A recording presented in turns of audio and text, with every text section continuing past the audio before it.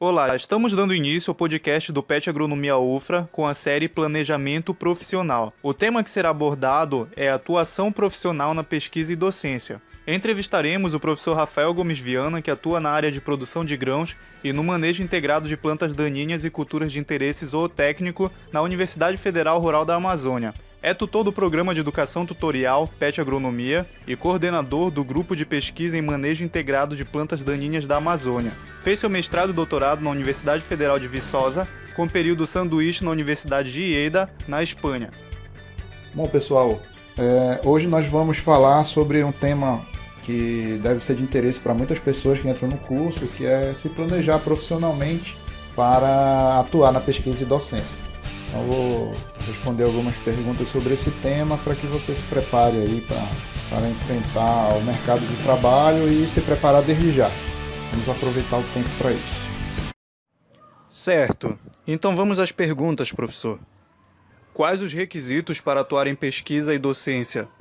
Bom, muito bem. Essa é uma questão muito interessante para se abordar, principalmente a quem quer seguir a carreira de pesquisador ou professor de ensino superior, do ensino básico técnico também, que nós temos essa carreira. É importante frisar que esse preparo, esse requisito, você deve ter bastante atenção no início da sua graduação, já no início. Graduação é um período que passa muito rápido.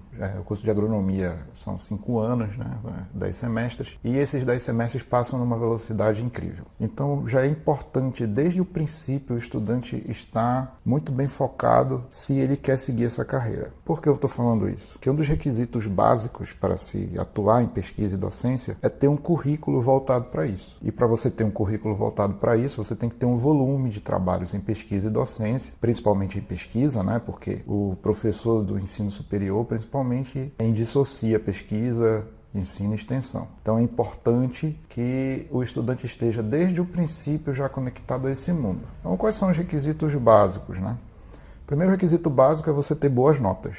Você ter boas notas vai lhe ajudar a fazer mestrado e doutorado, que são pré-requisitos de vários concursos e de várias vagas para pesquisador e professor do ensino superior da rede privada. A outra coisa é, além de manter as notas, um bom rendimento acadêmico, você tem um currículo voltado para isso. Para você ter um currículo voltado para isso, um dos pré-requisitos principais é você atuar ou em pesquisa, que são as bolsas de iniciação científica, ou atuar em monitoria de disciplinas, ou atuar em grupos de pesquisa, ensino e extensão, como, por exemplo, o Grupo PET Agronomia. Nós temos aí o NUPEAN, lá na zootecnia, esse caso é da UFRA, especificamente. Nós temos o EBPS, capitaneado pelo professor Cândido, temos o GFITO. Então, nós temos diversos grupos, a UFRA tem bastante grupos, tem bastante grupos de pesquisa, grupos de extensão que atuam de fato, certo, nas atividades acadêmicas, e isso é um primeiro passo para se conquistar, a seguir a carreira de pesquisa e docência. Outra coisa importante é você ter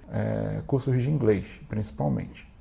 Então, se você tiver cursos de inglês, hoje está muito mais simples fazer cursos de inglês, temos cursos online. Posso recomendar um para vocês, que é online de baixo custo e com muito aproveitamento, que é o Babel.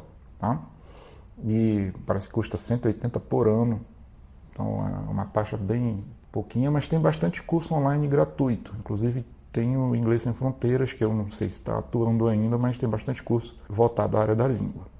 Inclusive o IF, os IFs estão ofertando curso online agora, durante a pandemia, aí, em 3 níveis, então totalmente gratuito. Uma outra coisa que já desde o princípio o aluno já deve estar ligado é na questão do currículo Lattes. Então é importante você criar o seu currículo Lattes e preenchê-lo sempre que você fizer atividade.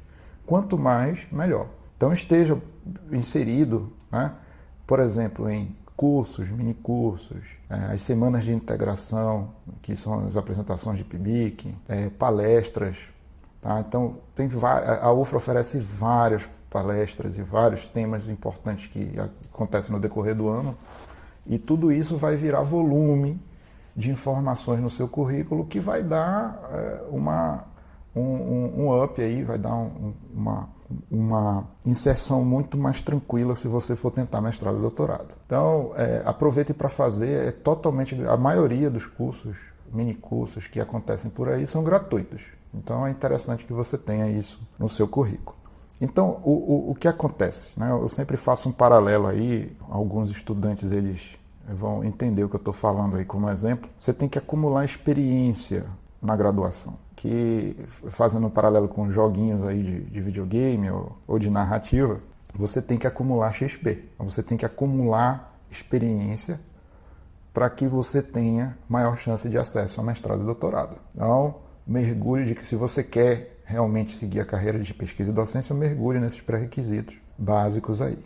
A gente vai dar mais uns detalhamentos aqui à frente. O que é mestrado e doutorado e como ingressar neles? Mas afinal, o que é mestrado e doutorado? Né? Para que serve? Eu não sei se eu quero ser pesquisador, eu não sei se eu quero ser professor, eu não sei o que eu quero. Então, o que é mestrado e doutorado e o que eu tenho que entender pessoalmente para seguir essa linha? Bom, realmente o estudante, quando ele acessa a universidade, ele acessa muito novo ainda. Então, nós temos estudantes que acessam a universidade com 17 anos. Então, entra cheio de dúvidas. E isso pode levar a uma série de frustrações. Então, o mais importante quando o estudante ingressar na universidade é ele buscar realmente entender o que é o curso e verificar quais são as diferentes temáticas que existem dentro do curso e ver aquilo que ele mais agrada. Eu, por exemplo, né, eu vou falar muito de mim porque, enfim, eu segui essa carreira de docência e pesquisa. Quando eu ingressei na universidade, eu busquei iniciação científica e fui trabalhar com botânica e sistemática. Trabalhei lá no Museu Paraense Emílio Guild, orientado pela professora Raimundinha Potiguara, e eu mudei de área. Eu fui para a área de plantas daninhas. Então, não necessariamente o que você está fazendo de iniciação científica é o que vai prover realmente a linha, a temática que você vai seguir profissional. A realização profissional você pode alterar qualquer coisa no decorrer do curso, e isso não é derrota nenhuma. Isso é exatamente uma mudança de paradigma para que você seja realizado profissionalmente, né? Dentro da realização profissional, o recurso é uma das coisas, mas o principal é que você esteja fazendo aquilo que você realmente se sente confortável e feliz com aquilo. Bom, então, basicamente, se você entrou, não sabe muito bem o que fazer, procure saber o que é a agronomia. Nós já ajudamos lá no Grupo PET, a gente faz uma palestra na recepção dos calouros falando evidentemente o que é e quais são as diversas linhas de atuação do curso de agronomia. Então tem gente que não está ligado que agrônomo pode trabalhar em um laboratório numa grande cidade. Tem gente que entra no curso e não é rural, né? Aquela pessoa, não, eu sou urbano, eu gosto de ser urbano e não quero sair dos confortos da cidade. Beleza, tem área de atuação, então tem como fazer isso virar uma realidade. Então, procure saber o que é o curso. Então, outra coisa importante, né, é que se você verificar que não é a sua vocação de realização profissional, também não há problema algum em mudar de curso. Então, nós temos aí, eu tenho vários discentes, né, que chegam e falam, poxa, eu não me encaixei nessa realidade da agronomia, mas eu não quero desistir porque eu vou perder tempo. Bom, tempo é uma questão super relativa de verificar se você está fazendo o que gosta ou não, né? Fazer o que não gosta, no meu entendimento, é perder tempo. Então é melhor buscar realmente o que se quer da vida. Tenho vários amigos que mudaram completamente de área depois de se formarem em agronomia, são realizados profissionalmente, e outros que entraram no curso sem a mínima noção do que era e hoje são apaixonados pelo curso. Então, isso é uma questão de perspectiva. Então, você entrou no curso, procure orientação. Temos os tutores de turmas, né? Procurem eles podem dar bastante orientação nisso, e também vocês podem procurar aí os orientadores que vocês tiverem e os tutores também de grupos. O Grupo PET pode orientar nisso daí. Nós estamos, inclusive, de portas abertas nessa questão. Bom, o que é mestrado? Mestrado, no Brasil nós temos aí apenas diversas pós-graduações. Tá? Basicamente nós temos pós-graduação stricto sensu e lato sensu. Stricto sensu são as pós-graduações onde você tem que fazer uma apresentação de dissertação no caso do mestrado, você faz uma dissertação de mestrado e uma tese de doutorado. Então, o stricto sensu é o mestrado e o doutorado para a área acadêmica, para a pesquisa, para a docência acadêmica. E nós temos uma nova modalidade, que é o mestrado profissional. O mestrado profissional é voltado mais para, como o próprio nome diz, para pessoas que já estão no mercado de trabalho e que buscam uma pós-graduação para que, geralmente, tenha uma função mais aplicada ao trabalho que já está sendo feito pelo profissional. Então, geralmente, esse daí não é para você que quer ser professor, para você que quer ser pesquisador. O mestrado profissional é mais focado, é mais voltado exatamente para as pessoas que já estão no mercado de trabalho atuando em alguma empresa. Então, geralmente lá, as pessoas que fazem esse tipo de mestrado, elas têm já uma idade um pouco mais avançada do que o pessoal que vai fazer mestrado acadêmico, né? Geralmente o pessoal do mestrado acadêmico forma e vai fazer o mestrado. E temos os lato sensu. O lato sensu é lá, cursos de pós-graduação de especialização, né? O pessoal chama de especialização, que é um aperfeiçoamento. Então, o aperfeiçoamento que você vai fazer, temos diversos tipos de curso aí, vários deles hoje são por EAD, e vai te dar uma coisa mais focada, direcionada a um certo tipo de problema, tá ok? Bom, o que eu faço para conseguir entrar no mestrado? Para você conseguir entrar no mestrado, como já foi dito, o pré-requisito é você atuar em pesquisa. Então, já na graduação, você tem que acumular XP. O que é o XP que você vai acumular? O XP que você vai acumular são trabalhos científicos, beleza? Então, vamos fazer aqui alguns desses trabalhos científicos. O que são esses trabalhos científicos? Nós temos, por exemplo, o mais procurado deles e o mais valorado deles em um concurso para mestrado, né? Um edital de mestrado. O principal deles é artigo científico. E dentro do mundo de artigos científicos, são de revistas indexadas, são aqueles que têm a estratificação na CAPES com a letra A. Hoje nós temos revista A1, A2 e A3, né, na nova classificação da CAPES. E quanto melhor o artigo nessa estratificação, maior vai ser sua pontuação, maiores são as chances de você entrar no mestrado. Outra coisa que pontua bastante é o tempo de iniciação científica, o tempo de monitoria, o tempo de atuação em grupos de educação tutorial, o tempo de bolsas de extensão, estágios. Se você buscar informar isso no seu currículo e fazer, isso é muito importante para você ter um maior acesso a um concurso de mestrado. O que mais? Temos lá os resumos de congresso. Congresso, geralmente, se você for, tem lá a apresentação de trabalho, que pode ser resumo simples, resumo expandido e resumo completo. Quem pesa mais aí? Resumo completo, depois resumo expandido, depois resumo simples.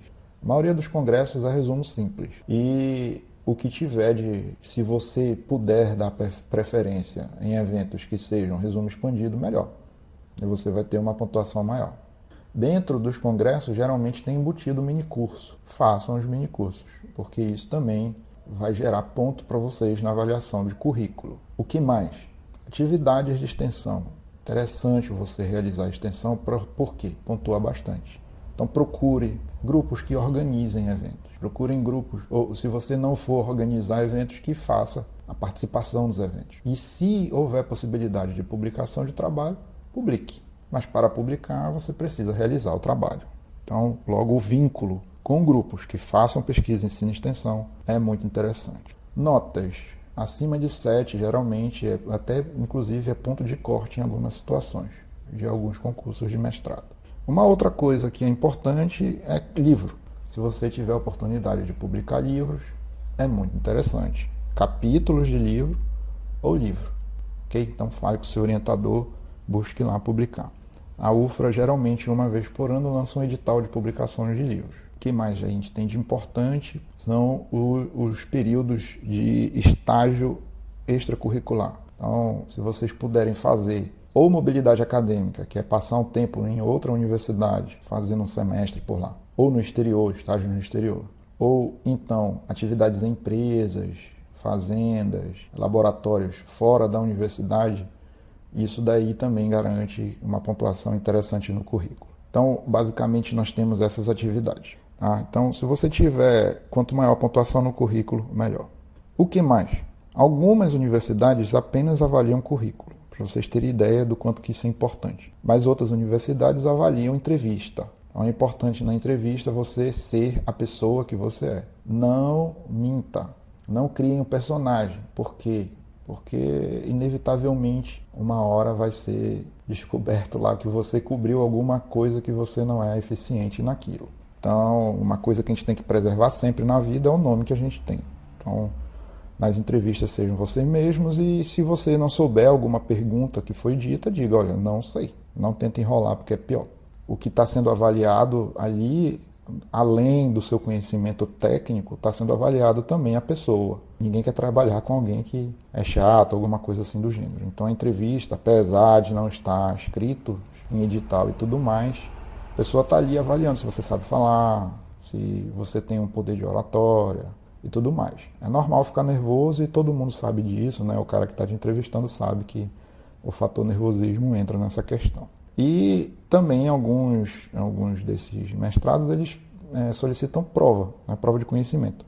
Prova de conhecimento geralmente são as mesmas questões, não muda muito o formato, muda o assunto, o tema. Então, geralmente tem leitura de artigo, que vai ser dito lá no edital, vai ser cobrado temas específicos, como estatística, geralmente cai, fisiologia vegetal, para quem vai para a área vegetal, né? Fertilidade e nutrição do solo, geralmente isso são temas muito recorrentes na parte específica de provas de mestrado.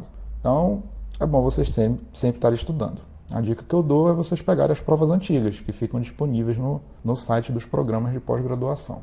Outra coisa que é muito importante você ter antes de entrar na pós-graduação é um primeiro contato com um possível orientador. O possível orientador ele vai comprar a briga, se ele quer ou não ficar contigo no programa dele. E para que ele queira ou não ficar com você, é importante ele saber quem você é.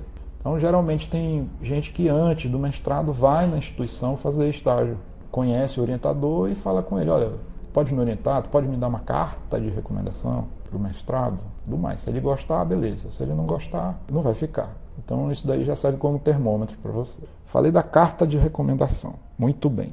A carta de recomendação é um documento sigiloso. Então, se você pede uma carta de recomendação a algum professor, geralmente é professor, peça uma carta de recomendação de professores que vão lhe recomendar bem. Por quê? Porque tem professor que diz, não, eu escrevo uma carta de recomendação para você. E na carta ele não recomenda. Se você foi lá, fez uma graduação bem meia boca, chegava atrasado na aula, dormia e fazia balbúrdia, né, como diz o ministro lá, o professor vai dizer, pô, não vou me queimar, não vou recomendar essa pessoa. Tem professor que já fala, né, olha, amigo, eu não vou te recomendar, né, é o meu nome que está na reta, então pede de outro. Mas tem professor que fala, não, eu faço questão de avisar a pós-graduação que esse aluno não é uma boa aquisição. Então, procure fazer a graduação buscando networking, buscando ser uma pessoa boa, buscando ser uma pessoa interessante, legal, para que não aconteça esse tipo de caso, tá certo? Bom, o limiar entre graduação e mestrado é um divisor de águas, tá? É muito difícil entrar no mestrado. O doutorado é muito mais tranquilo, o mundo do doutorado é muito mais tranquilo, você tem mais tempo, você tem mais liberdade, você já sabe o caminho das pedras. Mestrado você tem pouco tempo, você acabou de sair da graduação, né? Poucas pessoas esperam muito tempo para ir para o mestrado. Geralmente a pessoa já sai da graduação sabendo que quer fazer pesquisa, né? Quer seguir a docência. Como e o que fazer para trabalhar no setor privado? Bom, bastante coisa eu já falei sobre isso, mas uma coisa importante é que muita gente acha que não existe vaga de trabalho na iniciativa privada. E sim existe. Existe bastante vaga, inclusive, na iniciativa privada. Quais são os pré-requisitos básicos que a iniciativa privada pede? Começar pela pesquisa. Várias empresas do agronegócio necessitam de pesquisadores. O que esse pessoal pede? De novo, o mais importante para eles é inglês.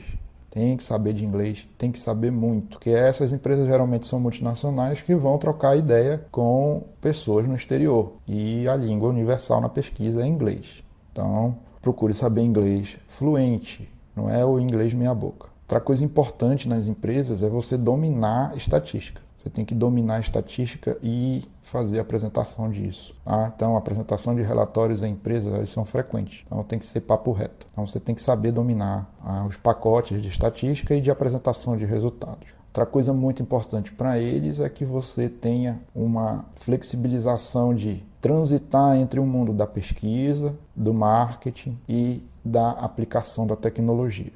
Então, é importante você saber gerência das coisas. É importante você ter cursos de gestão. Então, a gestão ela ajuda e auxilia muito na inserção do profissional de pesquisa em empresas privadas. Então, procurem fazer cursos de gestão. Tá? Cursos de 6 meses, a instituição lá, Getúlio Vargas, ela tem bastante curso online lá de MBA voltado a diversos tipos de gestão de negócios. Outra coisa é marketing. Tanto o endomarketing, o seu marketing, né? Não é o cara seu pavão, né? Tá toda hora falando dele. Mas é saber apresentar o que você faz, isso é importante para a empresa privada, e o marketing da empresa e do seu produto e da sua pesquisa. Então o pessoal do marketing mesmo vai sempre estar falando com você, olha, o que esse produto tem de diferencial? O que tu está pesquisando que é diferencial para o lançamento? Qual é o poder de convencimento disso que você está fazendo para que a gente obtenha lucro? As empresas querem lucro, então você tem que sacar disso aí. Vamos dizer, não, esse produto aqui não tem nada de inovador, ele é o mesmo do que está no mercado. Então, então a gente não vai lançar, porque tu está gastando tempo com isso. Então você tem que fazer a coisa reversa. Se você fazer pesquisa em empresa, você não faz o que você quer, você faz o que o mercado quer. Você tem que ir primeiro no cara do marketing, que geralmente também ou é da área técnica de marketing, ou também é um agrônomo, ou também é um engenheiro florestal, um zootecnista que seja, e você vai pegar a ideia e desenvolver isso.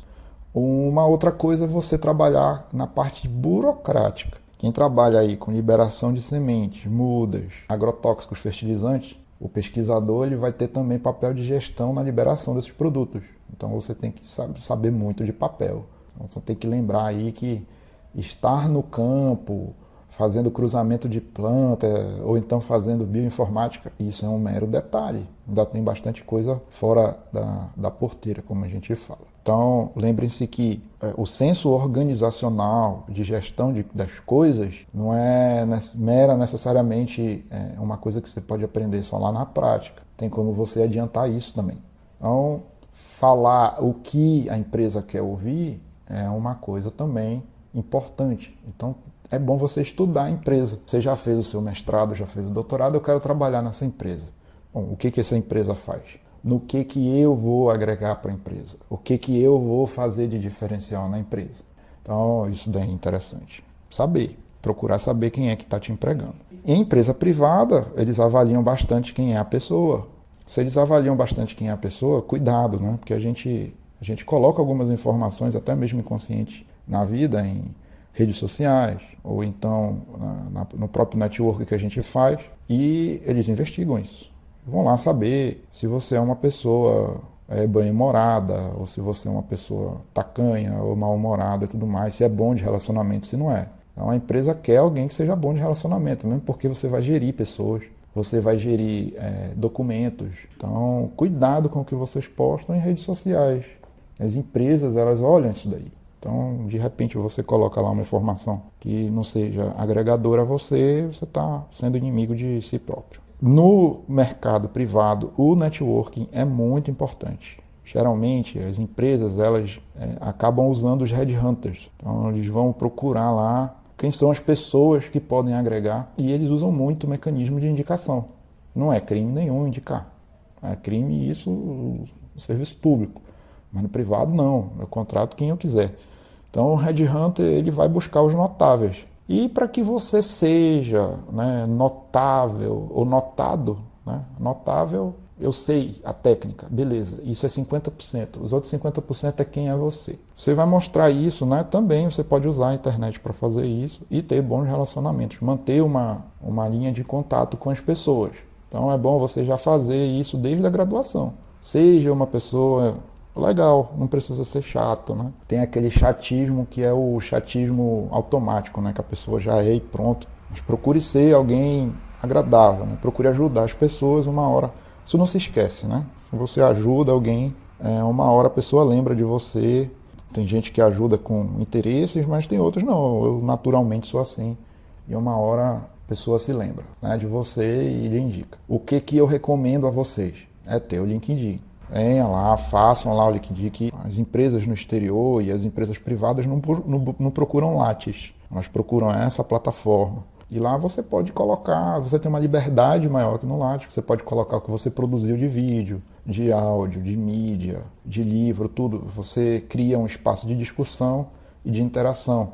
E lá também tem ofertas de emprego, ofertas de pós-graduação, geralmente em inglês. Se você colocar as coisas em inglês, você abre a porta não só do Brasil, como do mundo. Universidades particulares sempre contratam, e agora elas estão contratando via edital também. Então está muito semelhante ao serviço público. Então bora falar do serviço público. O serviço público é edital de concurso.